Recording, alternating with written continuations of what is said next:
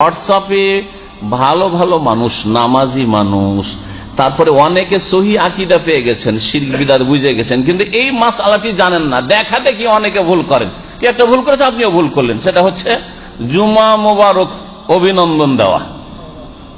দেখেছেন না দেখেননি? আজকে আমার কাছে এক ভাই বোম্বাই থেকে হোয়াটসঅ্যাপে মেসেজ পাঠাচ্ছে, একটা গোলাপ ফুল দিয়েছে খুব সুন্দর, আর সেখানে লেখা আছে জুমা মোবারক, আরবিতে লেখা আছে, আর তার সাথে ইংলিশে লেখা আছে, বাংলায় লেখা আছে, আর তারপরে পরিচিত মানুষ, তিনি পরিচিত মানুষ।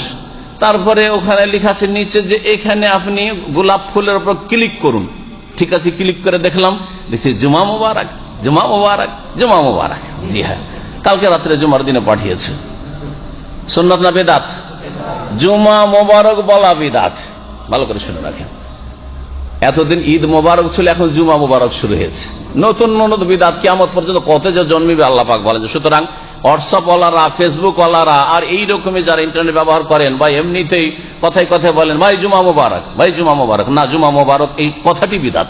আল্লাহ আপনার সবকিছু মোবারক করুক, কিন্তু এই কথাটি বিদাত, কথাটি মোবারক না, কথাটি মোবারক নাই, বিদাতি কথা, বিদাতি কথায় কোনো বরকত নাই।